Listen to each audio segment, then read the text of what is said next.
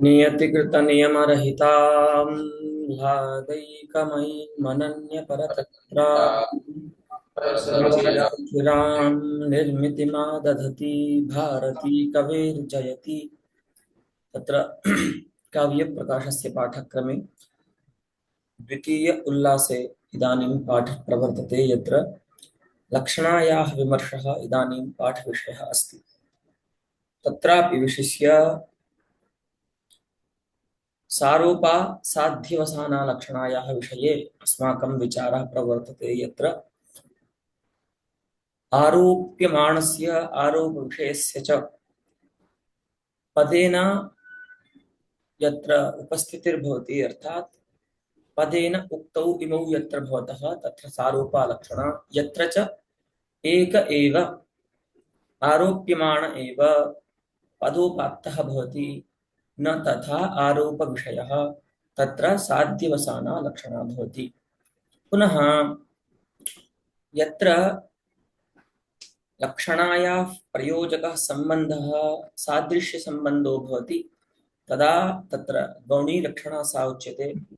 स एव सम्बन्धः यदि सादृश्येतरसम्बन्धो भवति तदा सा शुद्धा लक्षणा भवति। एतावता पाठः प्रवर्तितः। तत्रापि सारोपा गौणीलक्षणायाः उदाहरणं गौर्वाहीक इति प्रायः विमृष्टमस्माभिः। अस्तु, तत्र त्रयः वादाः आसन् क्रमशः।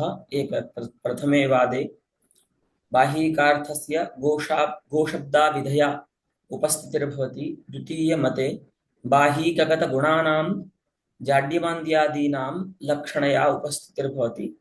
तृतीये च सिद्धान्ते मते बाह्यिकार्थस्यैव लक्षणया उपस्थितिर्भवति इति एतावता विचारितम्। अस्तु, इदानीं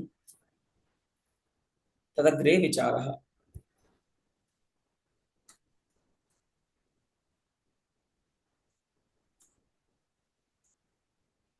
दृश्यते खलु? पुस्तकं दृश्यते न सर्वैः?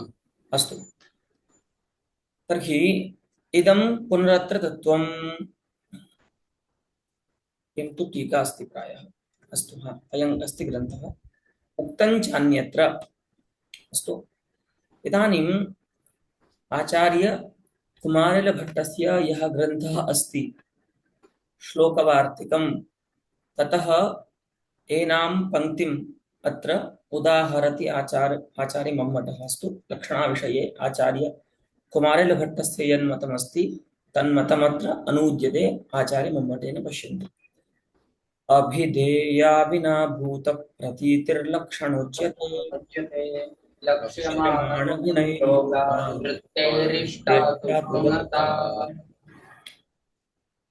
द्विविधा वृत्तिर्भवति। लक्षणा एका वृत्तिः गौणी, द्वितीया वृत्तिः। गौणी वृत्तिः मीमांसकानां लक्षणा भिन्ना वृत्तिरस्ति। गौणी को मीमांसक अलग से एक शब्द वृत्ति मानते हैं। जैसे आचार्य मम्मट गौणी वृत्ति को लक्षणा का ही भेद मानते हैं कि यत्र गुणैः लक्षणा प्रवर्तते। अस्तु, सख्यार्थस्य ये गुणाः सन्ति तदभिन्नाः गुणाः यदि लक्ष्यार्थे सन्ति, यतः सा लक्षणा गौणी वृत्तिः मीमांसकानां मते। अत्र तो सा गौणी लक्षणा एव। बस इतना ही भेद है कि मीमांसक आचार्य उसको गौणी वृत्ति के नाम से अलग से एक वृत्ति मानते हैं, इसलिए उनके यहाँ भी 3 प्रकार की वृत्ति होती है। हाँ? और बल्कि 4 प्रकार की। प्राभार कुमारिल भट्ट के मत में तो विधा वृत्ति, तात्पर्य वृत्ति, लक्षणा वृत्ति और गौणी वृत्ति। अस्तु, तो उसमें बताते हैं कि लक्षणा किसका नाम है। तो कहते हैं अभिधेय विना भूत प्रतीतिर्लक्षणोच्यते। अभिधेयम अर्थात वाच्यम, तेन अविधेयेन सह यह अविनाभूतार्थ, तस्य अविधेयस्य यह अविनाभूतार्थः।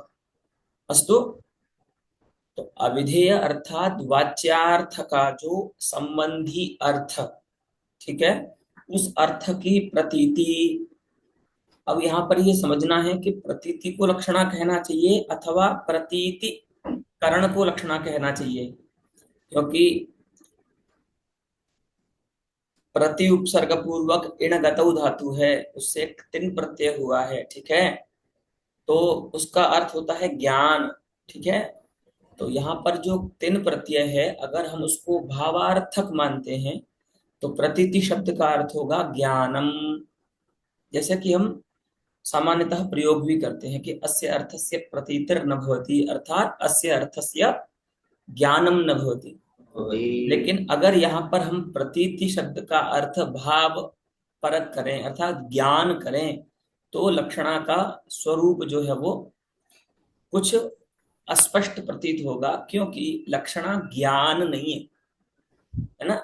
लक्षणा लक्ष्यार्थ का ज्ञान नहीं है, लक्षणा लक्ष्यार्थ के ज्ञान में करण है, ठीक है। लक्ष्यार्थ का ज्ञान माने तटरूप अर्थ का ज्ञान लक्षणा नहीं है, तटरूप अर्थ के तटरूप अर्थ का ज्ञान का करण है लक्षणा। अस्तु, अतः प्रतीति शब्दस्य अत्र अर्थः ज्ञानकरणम्। अस्तु, अत्र करणार्थे तिन् प्रत्ययः अस्ति। अस्तु, करणे तिन् प्रत्ययः, तेन प्रतीयते अनया सा प्रतीतिः। अस्तु, जिसके द्वारा प्रतीत होवे, तो ऐसा कौन है, लक्षणावृत्ति है जिसके द्वारा सख्य संबंधी तटादि रूप अर्थ की प्रतीति अर्थात उपस्थिति होती है। अस्तु, अभिधेय विना भूत प्रतीतिर लक्षणोच्यते। वाच्यार्थ से जो अविनाभूत अर्थ है अर्थात वाच्यार्थ का जो संबंधी अर्थ है, उस अर्थ का प्रतीति कराने वाला शब्दगत व्यापार लक्षणा कहलाता है। अस्तु, तो सा प्रतीति ही लक्ष्यार्थ करण रूपा वृत्ति ही लक्षणा इत्युच्यते। अस्तु, इदं लक्षणायाः लक्षणम् अस्ति आचार्य कुमारिल भट्टस्य।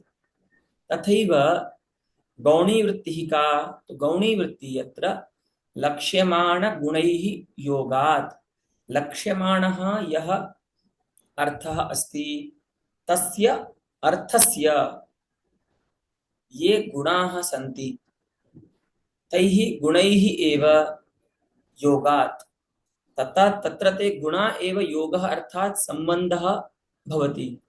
गुणः एव संबंध रूपतां प्राप्नुवन्ति, वो जो गुण होते हैं ना वही संबंध बन जाते हैं लक्ष्यार्थ और वाच्यार्थ के मध्य।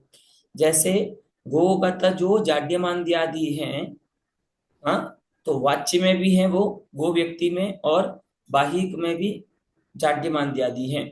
तो गुण ही क्या बन गए, यहाँ पर संबंध बन गए बाहिकार्थ से, गो शब्द से बाहिकार्थ के लक्षणा से ज्ञान कराने में, क्योंकि संबंध अपेक्षित होता है ना, कोई भी लक्षणा तब ही प्रवृत्त हो सकती है जब कोई वाच्यार्थ का संबंध लक्ष्यार्थ के साथ होवे।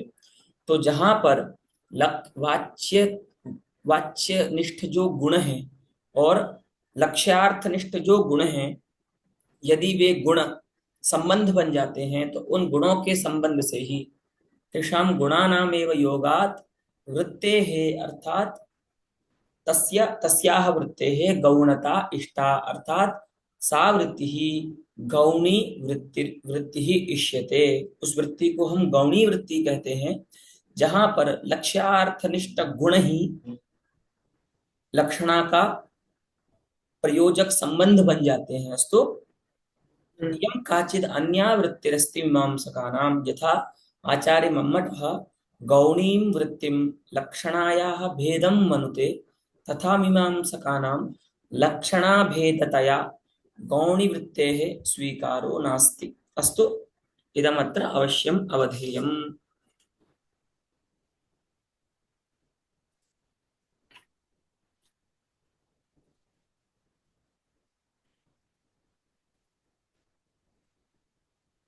लक्ष्यमा पुनः द्वितीयार्थो भवितुमर्हति लक्ष्यमाणाश्च ये गुणाः, तर्हि लक्ष्यमाणाः अर्थात् लक्ष्यतावच्छेदकाः गुणाः। यतोहि गुणेषु लक्षणा तो न भवति, परन्तु ते गुणाः लक्ष्यतावच्छेदकतया सिद्ध्यन्ति प्रसिद्ध्यन्ति। कथम, देखिए, लक्ष्यता किस में रहेगी? तो लक्ष्यार्थ में रहेगी लक्ष्यता, लक्ष्यता।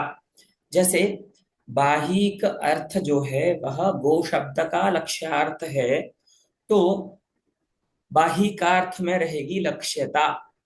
हाँ, उस लक्ष्यता का अवच्छेदक धर्म क्या होगा?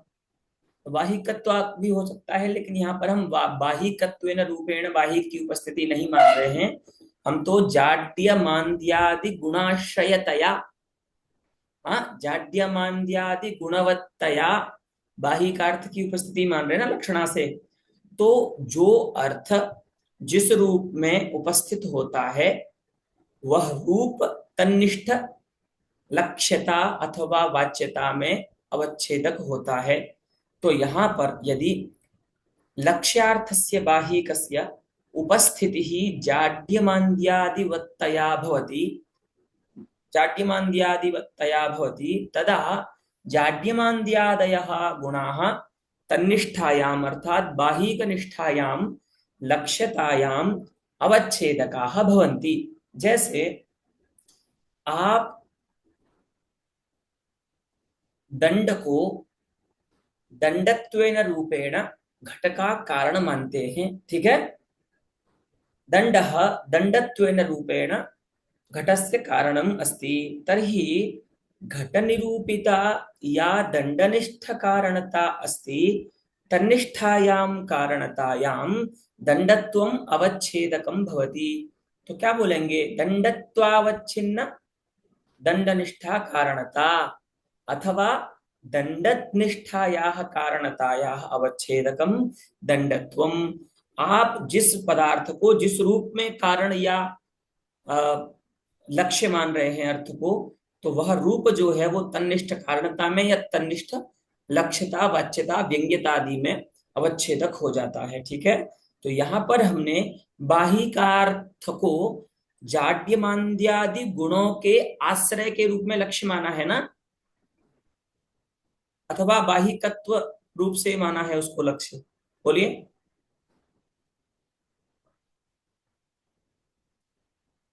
बाहिकार्थः केन रूपेण लक्ष्यः भवति अत्र? बाहि बाह्यत्वेन। बाहिकत्वेन भवति वा? नैव। बाहिकत्वेन तु बाहिक शब्द एव उपस्थापयितुं शक्नोति बाहिकार्थम्। जाड्यमान्द्यादि गुणाश्रयतया बाहिकार्थः अत्र लक्ष्यः अस्ति। जाड्यमान्द्यादि गुणों वाला बाहिक, ऐसा बाहिक हमको लक्ष्य के रूप में इष्ट है यहाँ पर, है ना? शक्यतावच्छेदक पुरस्कारेण बाहिकार्थः न इष्टः। तो अगर हमको जाड्यमान्द्यादि गुणों गुणों वाला बाहिक अगर लक्ष्य बनाना है, तो तन्निष्ठ लक्ष्यता में बाहिकगत कौन सा धर्म अवच्छेदक बनेगा? गुण उसका जाड्य मान दिया। जाड्यमान्द्यादि। जैसे देखिए, अगर आप दंड को दंडत्वेन रूपेण कारण नहीं मानते, आप उसको द्रव्यत्वेन रूपेण कारण मानते हो, क्योंकि दंड एक द्रव्य भी तो है। तो द्रव्यत्वेन दंडः घटम प्रति कारणम। तो अब जो दंडनिष्ठ कारणता है वो दंडत्वावच्छिन्न होगी या द्रव्यत्वावच्छिन्न होगी? द्रव्यत्वावच्छिन्न होगी। तो ये विवक्षा पर आश्रित है, और उसमें भी कारणता में विचार हो जाएगा। अगर आप किसी ऐसे धर्म से अवच्छिन्न करेंगे कारणता को जो शक्यतावच्छेदक धर्म से इतर है, जो दंड से अतिरिक्त पदार्थों में भी रहता है, तो कारणता का विचार हो जाएगा। इसीलिए हम द्रव्यत्व से तो कर नहीं सकते, लेकिन उदाहरण के लिए बता रहे हैं कि द्रव्यत्वावच्छिन्न कारणता हो जाएगी अगर आप द्रव्यत्वेन रूपेण दंड को घट का कारण मानते हो तो, ठीक है? वैसे ही यहाँ पर लक्ष्यमाण का अर्थ है लक्ष्यतावच्छेदकाः। अस्तु, जाड्यमान्द्यादयः ये गुणाः तेषां संयोगात् तेषां संबन्धात्। तर्हि जाड्यमान्द्यादयः केन संबंधेन बाहिकार्थे तिष्ठन्ति?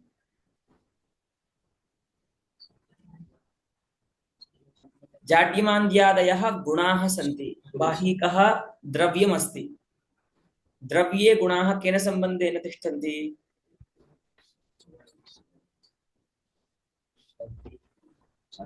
समवायसम्बन्धेन। अस्तु, द्रव्ये गुणाः समवायसम्बन्धेन तिष्ठन्ति। अस्तु, देखिए अब आगे बताते हैं। तो दो प्रकार की वृत्ति हो गई यहाँ पर मीमांसकों के यहाँ। एक तो लक्षण लक्षणावृत्ति और द्वितीया गौणी वृत्ति। ठीक है।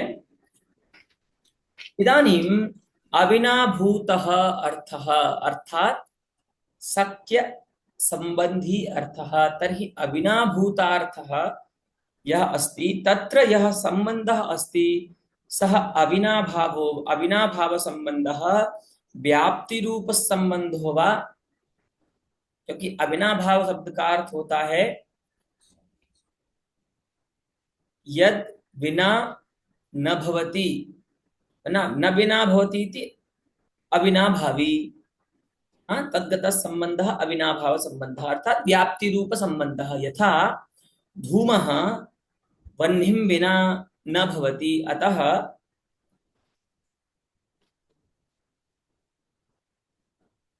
वह्नेः धूमेकः संबंधः व्याप्ति संबंधः। वह्नि निरूपित व्याप्तिमान धूमः भवति। तो क्या वैसा संबंध इष्ट है क्या? व्याप्ति रूप संबंध इष्ट है क्या? हाँ, यहाँ पर जो आचार्य कुमारिल भट्ट कह रहे हैं कि जब वाच्यार्थ से अविनाभूत अर्थ उपस्थित हो तो लक्षणा होती है। नारायण। तो अविनाभूत में जो अविनाभाव है संबंध, उसका प्रायः अर्थ व्याप्ति होता है। तो यहाँ पर व्याप्ति रूप संबंध लेना है क्या? तो कहते हैं अविनाभाव अत्र। अत्र माने लक्षणा प्रसंगे संबंध मात्रम न तो नान्तरीयकत्वम। नान्तरीयकत्वम नाम व्याप्ति ही।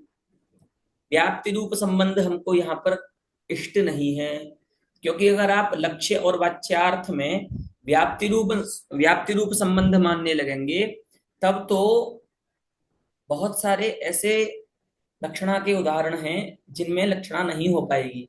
ठीक है, तो वो बताएंगे। अस्तु, अतः अविनाभाव पदेन अत्र संबंध सामान्यस्य ग्रहणं कर्तव्यं न तु व्याप्ति रूपस्य संबंध विशेषस्य। अस्तु, हाँ, यदि व्याप्ति रूप संबंध विशेषः लक्षणायाः प्रयोजकः भवति तदा का क्षतिः इति अग्रे उच्यते। तथा त्वेतु अर्थात अविनाभावस्य नान्तरीयकत्वे व्याप्ति रूपता स्वीकारे तु मंचाः क्रोशन्ति इत्यादौ लक्षणा न स्यात्। योगादाख्यायाम् इति सूत्रस्य भाष्ये भगवान् पतंजलिः बहूनि तादृशानि वाक्यानि प्रयुज्य यानि लक्षणायाः उदाहरणानि संपद्यन्ते। अस्तु, तत्रैव इदम् एकं वाक्यम् अस्ति, मंचाः क्रोशन्ति। तो मंच माने आप जानते हैं जो मंच बनाते हैं हम प्रोग्राम कार्यक्रम इत्यादि के लिए, है ना। वो क्रोशन्ति अर्थात रोदनम कुर्वन्ति। हाँ, वो रो रहे हैं। अब आप बताइए, मंच जो होता है उसमें रुदन क्रिया कर्तृता संभव है क्या? नैव तस्य अचेतनत्वात्। बालाः क्रोशन्ति, हाँ, पुरुषाः क्रोशन्ति, महिलाः क्रोशन्ति इति वाक्यं वक्तुं शक्यते, परन्तु मंचाः क्रोशन्ति इति वाक्यं तु न तत्र मुख्यम अर्थम एकम विधत्ते, है ना। क्योंकि रुदन क्रिया कर्तृता प्रत्यक्ष प्रमाण से बाधित है मंच में, है ना। क्योंकि मंच जो है वो अचेतन है। लेकिन यहाँ पर भी लक्षणा का उदाहरण है ये, यहाँ पर भी लक्षणा होती है। तो अगर आप व्याप्ति मानेंगे तो इस वाक्य में लक्षणा नहीं हो सकती, क्योंकि व्याप्ति जो होती है वो दो प्रकार की होती है। दैशिक व्याप्ति तो पुनः कालिक व्याप्ति है ना। कालेन व्याप्तिर्भवति, एकस्मिन् काले उभयोः व्याप्ति संबंध अनुयोगी प्रतियोगिनोः उपस्थितिः तथैव एकस्मिन् देशे दैशिक व्याप्तिः काचित् भवति। तो कालिक व्याप्ति तो हो सकती है मान लीजिए, लेकिन दैशिक व्याप्ति नहीं हो सकती मंचाह क्रोशंती में। वाच्यार्थ और लक्ष्यार्थ के मध्य देखो क्या होता है।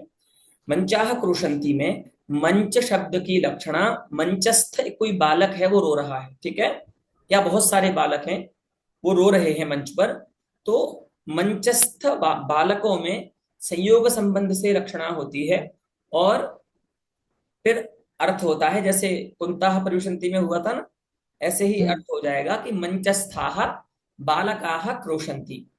लेकिन ये बताइए, बालकों में और मंच में सामानाधिकरण्य है क्या, दैशिक व्याप्ति है क्या? नहीं है, क्योंकि मंच का आश्रय है भूतल।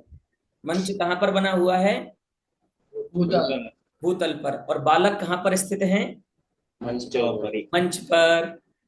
तो दैशिक व्याप्ति हुई क्या? जैसे धूम और वह्नि में दैशिक व्याप्ति है कि धूम भी महानस में देखा गया है और उसी अधिकरण में वह्नि भी देखा गया है, ठीक है। तो जैसे दैशिक व्याप्ति धूम और वह्नि में सिद्ध है, क्या ऐसी व्याप्ति मंच पदवाच्यार्थ जो है मंच पदार्थ उसमें, और मंच पद लक्ष्यार्थ जो है बालक, उन दोनों वाच्य लक्ष्यार्थों में समानाधिकरण्य है क्या, एकाधिकरण्य है क्या? नहीं।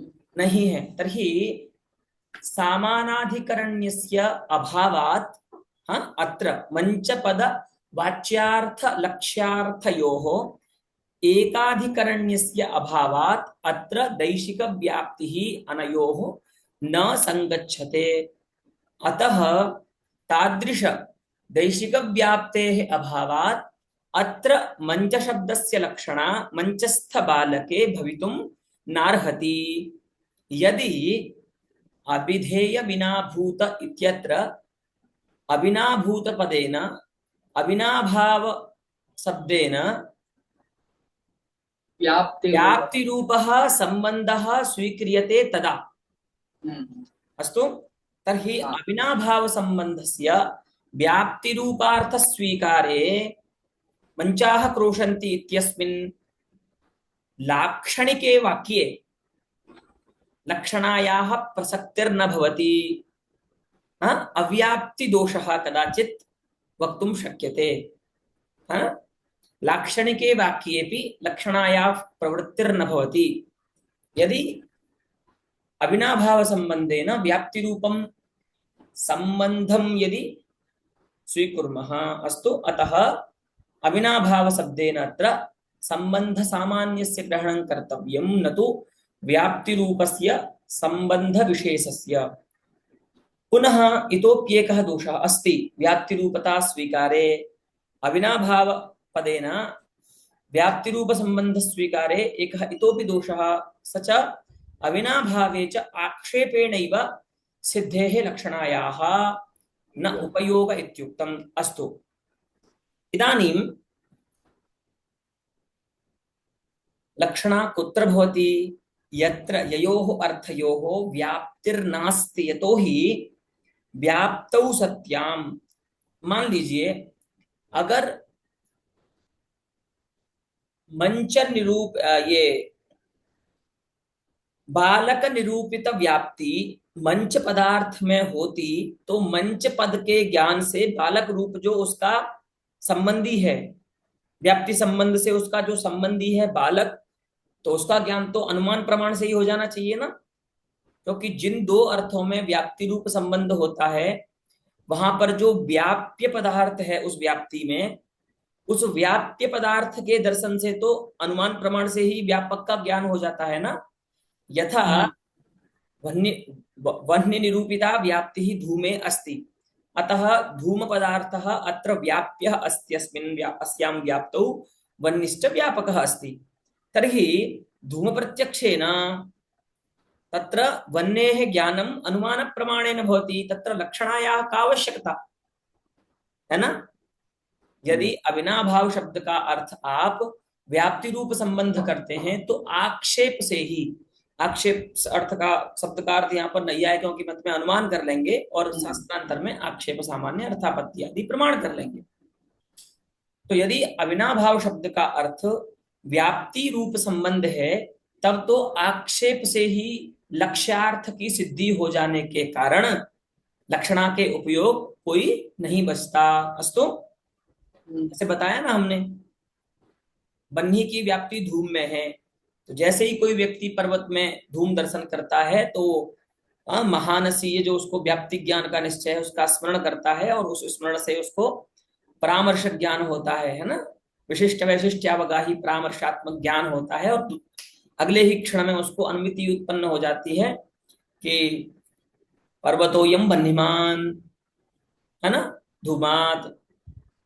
तो जैसे धूम जो व्याप्ति पदार्थ है व्याप्ति संबंध में, उस धूम के ज्ञान से वन्ही का ज्ञान अनुमान प्रमाण से हो गया, वैसे ही अगर आप लक्ष्यार्थ और वाच्यार्थ के मध्य में व्याप्ति रूप संबंध स्वीकार करते हैं अविनाभाव शब्द का अर्थ, तब तो अनुमान प्रमाणेनैव लक्ष्यार्थस्य सिद्धिर्भवति, तत्र लक्षणायाः आवश्यकता न भवति। अतः लक्षणायाः वैयर्थ्यम् अत्र आपद्यते। अस्तु, अतः अविनाभाव शब्दस्य अर्थः व्याप्ति रूप संबंधः इति न कर्तव्यः। अस्तु, इदानीं सारूपामेव लक्षणाम् उदाहरत्याचार्यः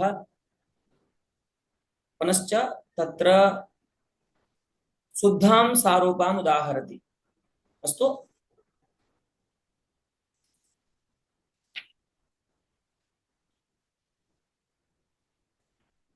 एकं प्रायः तत्त्वं पाठयितुं विस्मृतमिति अहं भावयामि। तत्र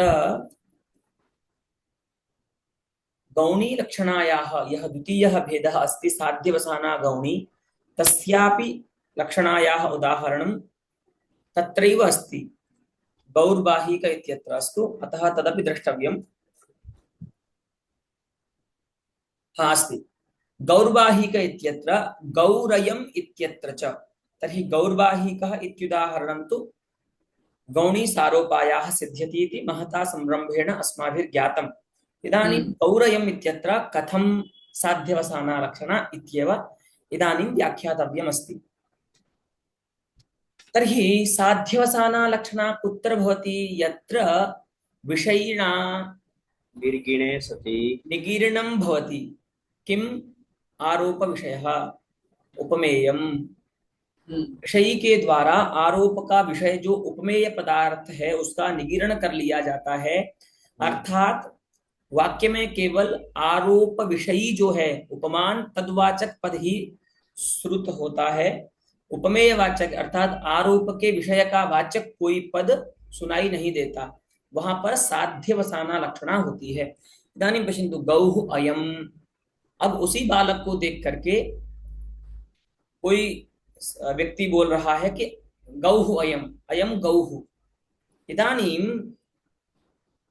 तद तस्य अर्थस्य वाचकम पदम न प्रयुक्तम। वो जो बच्चा आ रहा है, चाहे वो बाहिक हो या कोई हो, डित्थ हो, कोई भी हो, यज्ञदत्त देवदत्त आदि सब नाम चलते हैं संस्कृत में, कोई भी हो वो बालक, लेकिन उसका जो वाचक पद है उसका प्रयोग नहीं किया। जैसे वहां किया था ना, गौर्बाहिकः, तो अत्र बाहिकार्थस्य वाचकम आरोप विषयस्य वाचकम यत् पदम अस्ति तदपि प्रयुक्तम अस्ति।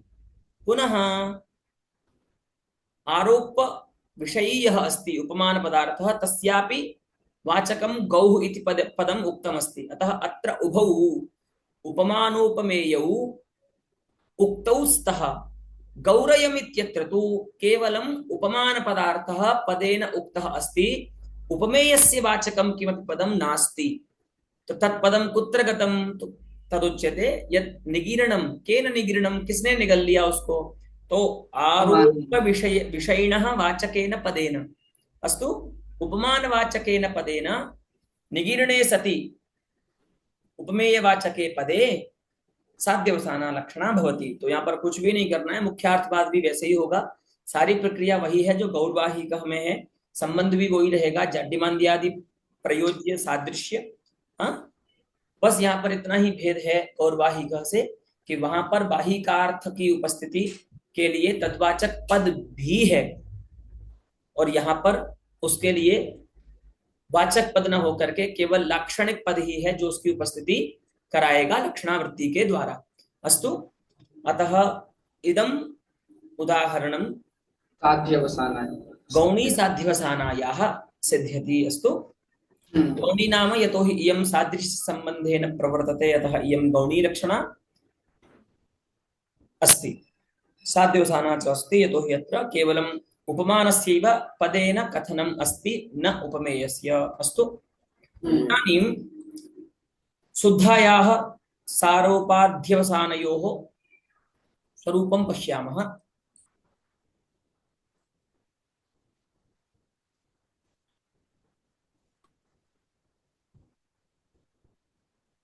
हाँ, आयुर्घृतम् आयुरेवेदम् इत्युभे उदाहरणे शुद्धायाः स्तः सारोपा साध्यवसानायाश्च। अस्तु, आयुर्घृतं नाम कश्चित् जनः अस्ति यः घृतं पिबति। तर्हि आयुर्वेदस्य अयं नियमः अस्ति, इयं प्रसिद्धिरस्ति यत् यः जनः घृतं भुङ्क्ते सः अधिकं जीवति, तस्य वयः अधिकं भवति। परन्तु इदानीन्तन घृतं तु विषमयं यद् घृतं लभ्यते खलु आपणे, तस्य भोगेन आयुषः वर्धनं न उक्तम्। अनेन घृतेन तु आयुषः क्षय एव। अगर ज्यादा खाओगे तो जल्दी मर जाओगे। ये जो घी की बात चल रही है, ये देसी गाय का जो घर का घी होता है उसकी बात चल रही है, ठीक है। तो कश्चित् जनः घृतं पिबति, तो तादृशं घृतं पिबन्तं जनं दृष्ट्वा कश्चित् भाषते यत् अयम् आयुर्घृतं पिबति। तो अत्र यथा गौर्वाहिक इत्यत्र सामानाधिकरण्यम् अनुपपन्नम् अस्ति, तथैव अत्रापि सामानाधिकरण्यम् अनुपपन्नम् अस्ति। यतोहि घृतपदं घृतत्वावच्छिन्नं पदार्थं बोधयति, आयुः आयुष आयुः पदम् आयुस्त्वावच्छिन्नं वयः आयुः इति अर्थं बोधयति, है ना। अतः अनयोः पदयोः एकधर्मी बोधकत्व रूपं सामानाधिकरण्यम् अत्र अनुपपन्नम् अस्ति। इदमेव मुख्यार्थवादः। ये जो अनुपपन्नता है ना सामानाधिकरण्य की, यही मुख्यार्थवाद है। बताया था ना, सीतापति रामः, यहाँ पर तो सामानाधिकरण्य हो सकता है क्योंकि सीतापतित्व भी उसी धर्मी में है, रामत्व भी उसी धर्मी में है।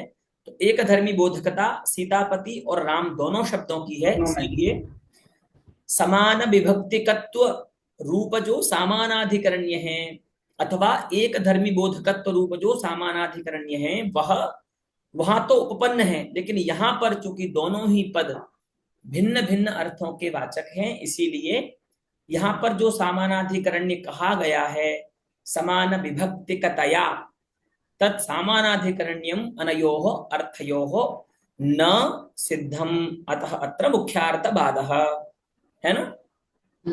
भाई कोई व्यक्ति घी पी रहा है तो उसको आप ऐसे कैसे बोल सकते हैं कि ये आयु पी रहा है। तो आयुष पद की रक्षणा करनी है घृत पद में, ठीक है। संबंध बताएंगे अभी साथ आगे बताएंगे। कार्य कारण भाव संबंध है, ठीक है। आयु घृत जो है वह है कारण और आयु है उसका कार्य। अगर घी पियोगे तो आयु बढ़ेगी, ठीक है। तो कार्य कारण भाव संबंध से, जैसे वहां पर सादृश्य संबंध से गोपद की रक्षणा बाहिकार्थ में हुई थी, ऐसे ही यहाँ पर आयुष पदस्य रक्षणा कार्य कारण भावाख्येन संबंधेन आयुः पदस्य लक्षणा इदानीं घृत रूपार्थे भवति। इदानीं उभयोः पदयोः घृतरूपार्थ एकधर्मी बोधकता अस्ति यतोहि घृत आयुः पदमपि लक्षणया वृत्तया वृत्त्या घृतरूपम अर्थम उपस्थापयति घृतपदमपि तमेव अर्थम उपस्थापयति अतः इदानीम् एकधर्मी बोधकता अनयोः पदयोः अनयोः पदार्थयोः एकधर्मी बोधकता अनयोः पदयोः संभवति अस्तु इदानीं लक्षणायाः परम जब हमने लक्षणा कर दी तो आयु पद का भी अर्थ अब आयु नहीं है अपितु आयुष कारण जो है घृत वो है। तो अब तो आ गई ना दोनों पदों में घृत बोधकता घृत रूप एक धर्मी बोधकता। अब तो दोनों अर्थों में समानाधिकरण जो है वो उपपन्न हो जाएगा जो समान विभक्तिकत्वेन कहा जा रहा है यहाँ पर। ठीक है, तो आयुर्घृतम। अब कोई व्यक्ति घी पी रहा है और उसको देख करके किसी ने ये नहीं बोला कि आयु घृत पी रहा है, सीधा यही बोल दिया कि आयु पिबती, आयु कोई पी रहा है, ये वैसा ही है गौरयम। तो यहाँ पर भी जो आरोप का विषय है घृत, माने जो पान क्रिया कर्म है घृत, तद्वाचक पद नहीं है, उसका निगरण कर लिया है किसने? आयु पदार्थवाचक आयु पद ने, है ना। तो इदम आयुरेव पिबति, आयुरेव इदम पिबति, इसके द्वारा पिया जाने वाला यह आयु ही है ना। तो यहाँ पर भी क्या होगा? कार्य कारण भाव संबंध से आयु पद की रचना घृत पदार्थ में हो जाएगी। तो क्या हो शब्द बोध होगा? आयुष कारणम घृतम पिबति। अस्तु, तो यहाँ पर जो आयुरेव इदम है वह साध्यवसाना लक्षणा का उदाहरण है, क्योंकि यहाँ पर आरोप विषय जो है वो उक्त नहीं है। अस्तु, अतः इदम उदाहरणं साध्यवसाना लक्षणायाः संपद्यते। आयुर्घृतम इति उदाहरणं तु सारोप लक्षणायाः संपद्यते, यतोहि अत्र उभौ आरोप विषयः आरोप्यमाणश्च पदोपात्तौ स्तः, अतः इदम उदाहरणं सारोपायाः। उभयत्र लक्षणायाः प्रयोजक संबंधः यः अस्ति सः संबंधः कार्य कारण भावः अस्ति। कार्य कारण भावो नाम सादृश्येतर संबंधः, अतः सादृश्येतर संबंधेन कार्य कारण भावाख्येन लक्षणायाः प्रवर्तमानत्वात् इयं लक्षणा शुद्धा। अस्तु, अतः शुद्धा लक्षणायाः सारोपायाः उदाहरणमस्ति आयुर्घृतम, शुद्धा लक्षणायाः इदानीं साध्यवसानायाः लक्षण उदाहरणमस्ति आयुर्घृतम। इदानीमहं सन्नामपि लक्षणाभेदानाम् एकैकशः उदाहरणम् आदौ लक्षणायाः भेदस्य नाम ततश्च तदुदाहरणं वदामि, भवन्तः तत्र मनः कुर्वन्तु। शुद्धायाः चत्वारः भेदाः सन्ति। तत्र प्रथमः भेदः शुद्धा उपादान लक्षणा, तस्य उदाहरणमस्ति कुन्ताः प्रविशन्ति यष्टयः प्रविशन्ति वा। अस्तु, द्वितीयः भेदः शुद्धायाः लक्षण लक्षणा, तस्य उदाहरणमस्ति गंगायां घोषः। तृतीयः भेदः शुद्धा लक्षणायाः सारोपा लक्षणा, सारोपा शुद्धा लक्षणा, तस्य उदाहरणम् आयुर्घृतम्। पुनः चतुर्थः भेदः साध्यवसाना शुद्धा लक्षणा, तस्याश्च उदाहरणमस्ति आयुरेवेदम्। अस्तु, गौणी लक्षणा द्विविधा भवति, सारोपा साध्यवसानात्मिका। तत्र गौणी सारोपायाः उदाहरणमस्ति गौर्बाहिकः, गौणी साध्यवसानायाः लक्षण उदाहरणं भवति गौरयम्। अस्तु, इति क्रमेण सर्वाण्युदाहरणवाक्यानि निश्चेतव्यानि भवद्भिः। अस्तु, तर्हि इत्यादौ सादृश्यात् अन्यत् कार्यकारणभावादि सम्बन्धान्तरम्, सादृश्यात् अन्यः यः कार्यकारणभावादि सम्बन्धः अस्ति तेन कार्यकारणभावादि सादृश्यात् सम्बन्धान्तरेण लक्षणायाः प्रवर्तमानत्वात् इयं शुद्धा लक्षणा।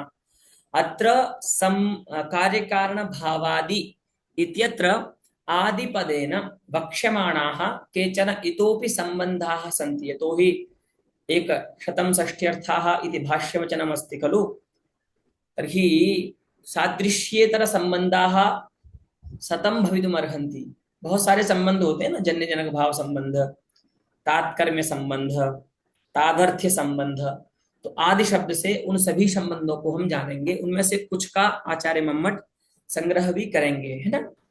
लेकिन उसके अतिरिक्त और भी संबंध हो सकते हैं जिनसे लक्षणा प्रवृत्त होती है। अनेन किम ज्ञायते यत् शुद्धा लक्षणायास्तु विपुलम क्षेत्रम अस्ति।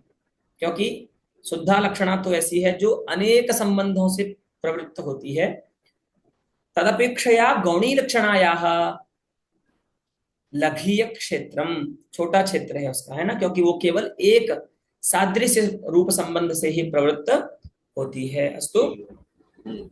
एवं आदौ च कार्य कारण भावादि लक्षण पूर्वे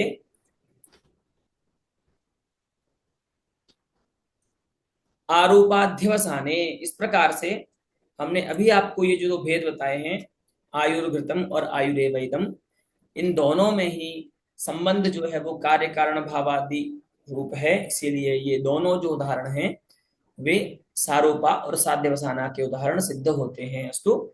तर्हि एकम प्रथमं यद उदाहरणमस्ति तद उदाहरणं शुद्धा सारूपायाः, द्वितीयम् उदाहरणं शुद्धा साध्यवसानायाः सिद्ध्यति। अस्तु।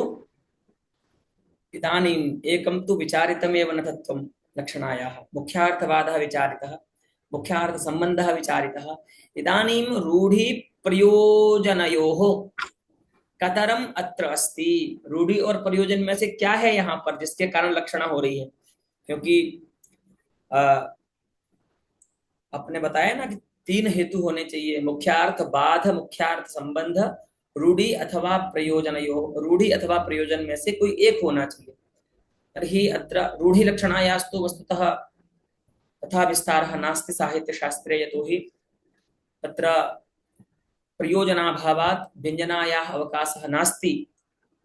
साहित्यिकानां च व्यञ्जनावृत्तिरेव मुख्या अस्ति इति कृत्वा तत्र श्रद्धां तथा न दधते आलंकारिकाः। अस्तु। रूढ़िलक्षणायाम् अतः प्रयोजनेनैव अत्र लक्षणायाः प्रयोजकत्वेन भाव्यम्। तो क्या प्रयोजन है यहाँ पर?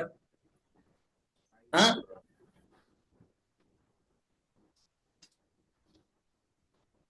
दोनों में, एक तो गौरवाहिक हमें भी बताइए और इसमें भी बताइए, आयुर्वेदम इत्यादि में भी, अर्थात गौणी और शुद्धा दोनों में बताइए क्या प्रयोजन है। वहां तो बता दिया था पहले, तो यहाँ पर बताइए। उपादान लक्षणा और लक्षण लक्षणा में तो प्रयोजन बता दिया था, लेकिन यहाँ पर ये जो चार उदाहरण दिए हैं उनका प्रयोजन बता रहे हैं। देखिए, अत्र, अत्र अर्थात एतेषु चतुर्षु, हाँ, गौणी शुद्धा लक्षणा भेदेषु गौण भेदयोः भेदेपि ताद्रूप्य प्रतीतिः सर्वथैव भेदावगमः अभेदावगमश्च प्रयोजनम्। यथा इदानीं प्रथमं गौणी लक्षणायाः यौ द्वौ भेदौ स्तः, तयोः प्रयोजनम् इदानीं तद्गतायाः लक्षणायाः प्रयोजनम् इदानीम् आदौ अभिधत्ते आचार्यः। वहां पर क्या प्रयोजन है? तो कह रहे हैं गौण भेदयोः भेदेपि, बाहिकार्थ में और बैल जो है गो पदार्थ, उन दोनों में भेद तो है। एक चार पैर पे चलता है, एक दो पैर पे चलता है ना। तो भिन्न तो है दोनों पदार्थ, लेकिन गौण भेदों के रहने पर, गौण भेदों से भिन्न होने पर भी भेदेपि, हाँ, ताद्रूप्य प्रतीति ही, तद्रूपता की प्रतीति, है ना। माने बाहिक में गो ताद्रूप्य की प्रतीति है, प्रतीति कराना प्रयोजन है।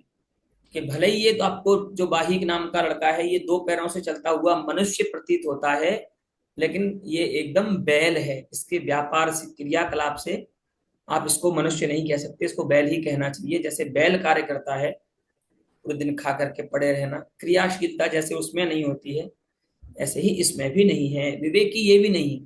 तो इस प्रकार से गोताद्रूप्य प्रतीति का ज्ञान करा, प्रतीति कराना एक तो प्रयोजन है।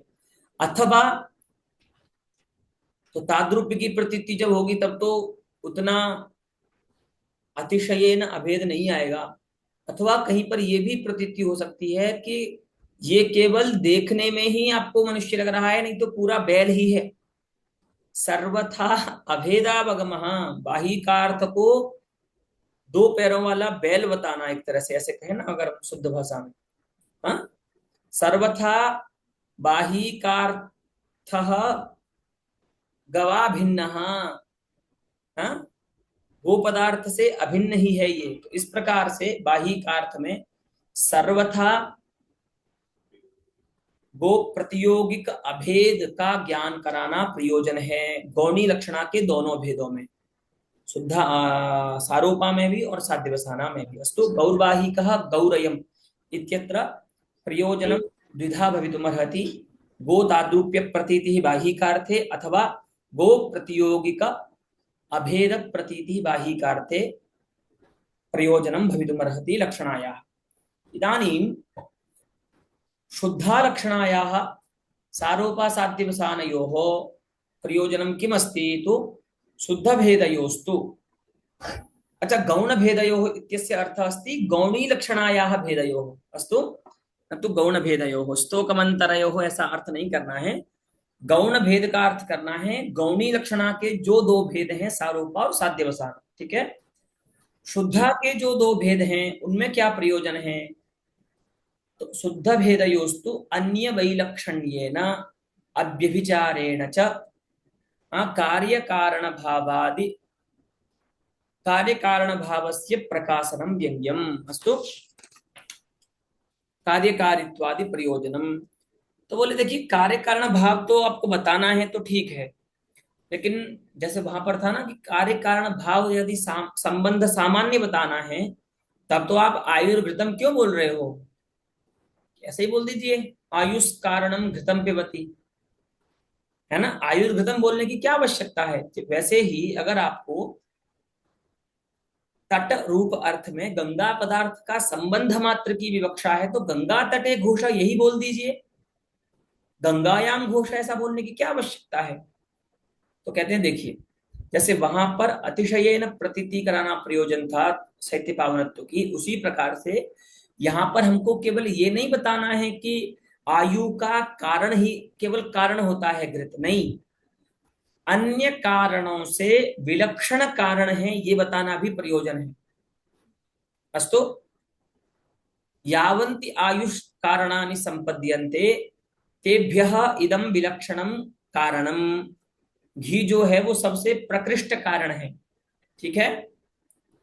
और एक तो उसमें अन्य वैलक्षण्य बताना है, यावदायुष्य कारण वैलक्षण्य बताना प्रयोजन है घृत में, जितने भी आयु के कारण है सबसे विलक्षण है। और दूसरा उसमें व्यभिचार का अभाव भी बताना है, यथा अन्यत आयुष कारणम कदाचित व्यभिचरति, अर्थात सति तस्मिन आयु न भवति, कोई कोई ऐसे आयु के कारण है कि उनके होने पर आयु नहीं भी बढ़ती है। हाँ, जैसे कि आपको बोला कि रोज सुबह 5 किलोमीटर आप वॉक किया करें तो उससे आपकी उम्र बढ़ेगी, पता चला आप गए 4-5 दिन वॉक करने, 6वें दिन तो श्री राम, ये तो व्यभिचार हो गया कार्य कारण भाव का। वैसे तो लंबा जीना था लेकिन वॉक करने से तो और बाहर गए, अहमदाबाद में इतनी धूल मिट्टी, वहां पर इतना पूरा पॉल्यूशन है और वो सब अंदर गया तो और जल्दी प्राण निकल गए। तो अन्य जो आयुष कारण हैं उनमें व्यभिचार माने कार्य कारण भाव का जो नियम बनता है उसका उल्लंघन होना। तो जैसे कोई भी आपने कारण बनाया आयु का और उस कारण के रहने पर भी अगर आयु नहीं बढ़ा तो वो तो व्यभिचरित हो गया ना कार्य कारण भाव उस कारण में। जैसे मैंने यही बताया आपको कि यत्र यत्र प्रातः गमनम भवति तत्र तत्र आयु आयु आयुर्वृद्धिर्भवति, लेकिन खूब घूमते थे एक व्यक्ति और लेकिन 30 साल की उम्र में ही बिना किसी रोग के चले गए, अटैक आ गया, तो व्यभिचार हो गया कि नहीं कार्य कारण भाव का। प्रतिदिन गमन रूप तो कारण था वहां पर आयुष कारण, लेकिन फिर भी आयु वृद्धि रूप जो कार्य था उसकी उत्पत्ति नहीं हुई, है ना। तो ये कौन सा व्यभिचार है, अन्वय व्यभिचार बोलते हैं इसको, कार्य कारण के होने पर भी कार्य का न होना। लेकिन घी ऐसा कारण है आयु का जो कभी व्यभिचारित, जिसका कार्य कारण भाव नहीं होता। यदि घी पियोगे, घी पीना मतलब ऐसे नहीं कि आप पानी की तरह घी पीना है, इसे मत करने लग जाना आज जा करके कि नहीं आचार्य मम्मट ने कहा अब तो घी पियेंगे आयु बढ़ाएंगे। तो घृत आयुष कारणम यदस्ति तद अव्यभिचरितम अस्ति। घी की जो आयुष कारणता है वो व्यभिचरित नहीं होती, है ना। तो अन्य कारणापेक्षया वैलक्षण्य प्रकाशनम धृतगतस्य आयुष कारणत्वस्य पुनः अव्यभिचारेण कारणता प्रकाशनम इत्येव प्रयोजनम अस्ति। आयुर्घृतम आयुरेव इदम इति लक्षणायाः। यहाँ पर जो लक्षणा का प्रयोजन है वो दो हैं कि एक तो कार्य कारण भाव में व्यभिचार का अभाव बताना है, घृतगत जो कारणता है, आयुष आयुर निरूपित जो कारणता है, और अन्य आयुष कारणों की अपेक्षा वैलक्षण्य बताना भी प्रयोजन है। ठीक है, इस प्रकार से प्रयोजन सिद्ध होता है शुद्धा लक्षणा में। अस्तु, तो एवं कार्यकारित्वादि च प्रयोजनम। इदानीं मया उक्तं खलु कार्यकारणभावादि सम्बन्धान्तरम् अत्र आदिपदेन अन्येपि सम्बन्धविशेषाः सन्ति यैर्लक्षणा भवति। केच ते सम्बन्धाः तेषु केषाञ्चन सम्बन्धविशेषाणामत्र संग्रहं करोति आचार्य मम्मटः। पश्यन्तु, क्वचित् तादर्थ्यादुपचारः, उपचारो नाम लक्षणा, क्वचित् तादर्थ्याख्येन सम्बन्धेन लक्षणा भवति। तादर्थ्यं नाम सम्बन्धः, तस्मै इदं तदर्थम् इति समासः भवति आदौ। अस्तु, तस्मै इदं तदर्थम तदर्थं, तदर्थस्य भावः तादर्थ्यम तादर्थ्यं, भावार्थकः प्रत्ययः भवति तेन आदिवृद्धिर्भवति, तादर्थ्यं भवति। तादर्थ्य माने उसके लिए होना। तो आप देखते हैं यज्ञ में जाते हैं आप, हैं वैदिक जो विधान होते हैं उनमें इंद्र की स्थापना की जाती है, इंद्र का आह्वान किया जाता है, एक लकड़ी लाई जाती है, यज्ञ में लगाई जाती है ना, उसको स्थूणा बोलते हैं। ठीक है,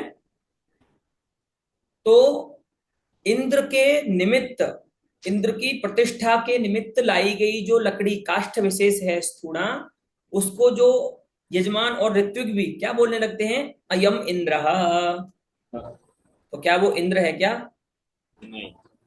स्वर्ग से आकर के इंद्र ही बैठ गया क्या यज्ञ में? नहीं, इंद्र के निमित्त लाई गई एक लकड़ी है वो। तो तादर्थ्य संबंधे न इंद्र तादर्थ्यम अस्ति कुत्र, एतत् स्थूणायाम। ठीक है, तो तादर्थ्य संबंधे न इंद्र शब्दस्य लक्षणा इंद्रार्थमानीतायाम स्थूणायाम भवति। ठीक है, इंद्र के लिए लाई गई स्थूणा जो है उसमें लक्षणा हो जाती है तादर्थ्य संबंध से इंद्र शब्द की। ठीक है, क्योंकि जिसको आप इंद्र कह रहे हैं वो इंद्र नहीं है, वो तो बेचारी एक लकड़ी कहीं से लाए थे जंगल से काट करके वहीं खड़ी रहती है, और उसमें इंद्र का आह्वान किया जाता है, प्रतिष्ठा की जाती है कि जब तक यज्ञ चलेगा आप इसमें विराजमान रहिए, है ना। और क्वचित स्वस्वामी भावात अयमपि कश्चित संबंधः, यथा राजकीयः पुरुषः कश्चित् गच्छति तं राजकीयं पुरुषं गच्छन्तं दृष्ट्वा कश्चित् ब्रूते अयं राजा गच्छति। तर्हि अयं राजा गच्छति वा? नास्ति, तस्य पुरुषः गच्छति। तर्हि अराजनी राजशब्द प्रयोगः कया वृत्त्या भवितुमर्हति? लक्षणया। मुख्यार्थवाद होगा, विदा तो ज्ञान करा नहीं सकती क्योंकि राजा नहीं जा रहा है ये। मुख्यार्थवाद होने के बाद राजपद का जो अर्थ है राजा, उसका संबंधी अर्थ है तत्पुरुष, राजकीय पुरुष। तो उस राज शब्द के वाच्यार्थ का, उस शब्द के लक्ष्यार्थ, उस पुरुष में क्या संबंध है राजा का? स्वस्वामी भाव संबंध, है ना। स्वस्वामी भाव संबंधेन राज शब्दस्य लक्षणा राजकीये पुरुषे भवति।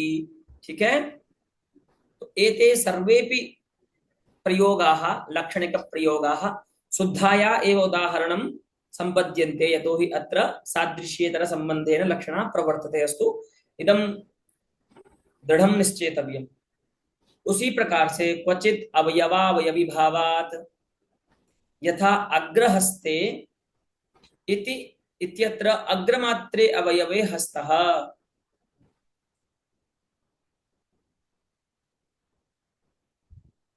आपकी उंगली कट जाती है ना, हाथ का जो अग्रभाग है, अग्रहस्त जो है आपका, तो आप क्या बोलते हो? फोन आता है तो घर से, क्या आज तो हमारा हाथ कट गया। अरे भैया, हाथ कट गया माने यहीं से अलग हो गया क्या, स्कंध देश से ही? तो नहीं बोलते ना ऐसा। तो जैसे अवयव में अवयवी का व्यवहार जो किया जाता है उसमें संबंध होता है अवयवावयवी भाव संबंध। जैसे अग्रहस्त में, यानी कि जो हस्तावयव है, अंगुली कट जाती है, उसके कटने पर भी क्या बोलते हैं? हस्तों में अपगतः। हाँ, हाथ कट गया मेरा, तो हाथ तो नहीं कटा है, हाथ तो दिख रहा है आपका कि नहीं, नहीं उंगली कट गई है, तो ये तो हाथ थोड़ी नहीं है, तो हाथ का अवयव है। तो ये भी जो प्रयोग है हस्तावयव में, हस्त शब्द का जो प्रयोग है, यहाँ पर मुख्यार्थवाद होगा।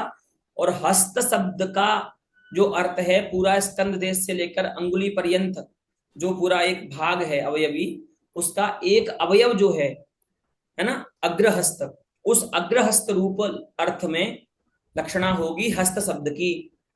तो उस लक्षणा का संबंध क्या होगा? प्रयोजक अवयवावयवी भाव संबंध, है ना। हस्त रूपार्थ वाच्यार्थस्य अग्रहस्त रूपार्थेन लक्ष्यार्थेन सह अवयवावयवी भाव संबंधः अस्ति। तेनात्र हस्त शब्दस्य अग्रहस्त रूपावयवे लक्षणा भवति। अस्तु, तो यहाँ पर अवयवावयवी भाव संबंध से लक्षणा होती है। अस्तु, उपचार शब्दस्य सर्वत्र अन्वयः कर्तव्यः। अस्तु, क्वचित् तादर्थ्याद् उपचारः इत्यस्ति खलु। उपचार शब्दस्य सर्वत्र योगः, क्वचित् स्वस्वामी भावाद् उपचारः, क्वचित् अवयवावयवी भावात् उपचारः। हाँ, उपचारो नाम लक्षणा। फिर क्या है? क्वचित् तात्कर्म्यात्, है ना, तस्य कर्म तत्कर्म, हाँ, तस्य कर्म तत्कर्म, तत्कर्मणः भावः तात्कर्म्यम्, तस्मात् तात्कर्म्यात् संबंधात्। अगर कहीं तात्कर्म्य संबंध हो तो उस संबंध से भी लक्षणा हो जाती है ना। तो हमारे यहाँ पर क्या है? वर्णानुगुण्येन कर्म निश्चितमस्ति सर्वेषाम् अस्माकम्। अस्तु, यस्य यः वर्णः अस्ति तस्य जनस्य कर्म निश्चितमस्ति। अस्माभिः कर्मणि सांकर्यं न कर्तव्यम्। गीतायाम् अस्ति खलु, स्वधर्मे निधनं श्रेयः परधर्मो भयावहः। एवं तत्र कर्म सांकर्यं वृत्ति सांकर्यमपि विवक्षितमस्ति इति बहुधा व्याख्याकर्तारः भाषन्ते। वृत्ति सांकर्य नहीं होना चाहिए, देखो, है ना। तो क्या होता है अगर वृत्ति सांकर्य होता है तो ब्राह्मण में भी तक्षा ऐसा प्रयोग होने लगता है। तक्षा जो होता है लकड़ी का काम जो करता है, जिसको सुथार बोलते हो आप लोग, उसको तक्षा बोलते हैं। ठीक है, तो कोई पंडित जी थे चारपाई थोड़ी टूट गई, उन्होंने कहा क्यों बुलाएं, वैसे भी एक चारपाई के छोटे से कोने को ठीक करने के लिए आएगा, 500 रुपये लेके चला जाएगा। कश्चित लोभी विप्रः आसीत् लुब्धः, सः आत्मना एव पर्यंक प्रसाधने प्रवर्तते। खुद ही उस शयनासन को ठीक करने में लग गया, चारपाई को, लकड़ी को ठीक करने में लग गया। तो ऐसे पंडित जी को लकड़ी का काम करते हुए देखकर वहां से उनके मित्र निकले और बोले, वाह, अयम तक्षा अस्ति। तो क्या वो तक्षा है क्या? सुथार है क्या वो? नास्ति असौ विप्रः अस्ति, द्विजः अस्ति, परंतु तक्षा इत्यस्य कर्म विधत्ते, सुथार का काम करने से तात्कर्म्य संबंध से उनमें, जो कि सुथार नहीं है उनमें भी तक्षा ऐसा शब्द का प्रयोग लाक्षणिक प्रयोग होने लगता है। तो मुख्यार्थवाद हो जाएगा। अतक्षा में तक्षा का जो व्यवहार है वह बाधित व्यवहार हो जाएगा, फिर लक्षणा आएगी और लक्षणा तात्कर्म्य संबंध से, क्योंकि तक्षा शब्द का जो मुख्यार्थ है लकड़ी का काम करने वाला व्यक्ति, उस व्यक्ति का जो कर्म है तत्कर्मशालित्वात् विप्र में भी उस शब्द का प्रयोग लक्षणा से हो जाएगा। अस्तु तर्हि तक्षा शब्दस्य लक्षणा तात्कर्म्य रूपात् संबंधात् अतक्षा विप्रे भवति। तक्षा शब्द का प्रयोग जो तक्षा नहीं है, सुथार नहीं है, उसमें भी हो जाता है लक्षणा से, और संबंध वहां पर लक्षणा का होता है तात्कर्म्य संबंध। अस्तु एवं एभिः संबंध विशेषैः अपि उपचारः भवितुमर्हति। अयं सर्वोऽपि उपचारः, इयं सर्वापि लक्षणा शुद्धा एव, यतोहि सादृश्यान्तर संबंधेन प्रवर्तमाना लक्षणा शुद्धा इति व्यपदिश्यते। अस्तु एवं एते केचन एव संबन्धाः अत्र उक्ताः सन्ति, इतोपि भूयांश संबंधाः सन्ति, तैः लक्षणा भवति। अतः तत्तत् संबंध विशेषस्य लक्षणा प्रयोगः भवद्भिः अन्वेष्टव्यः। अस्तु तत्तत् शास्त्रवाक्येषु। अस्तु एतावता एव अलम् अद्यतनपाठेन। पुनः आगामि पाठे लक्षणाया एव प्रसङ्गः कश्चिदस्ति इतोपि अवशिष्टः, सः अस्माभिः व्याकरिष्यते, ततश्च व्यञ्जनायां प्रवेशो भविष्यति। अस्तु।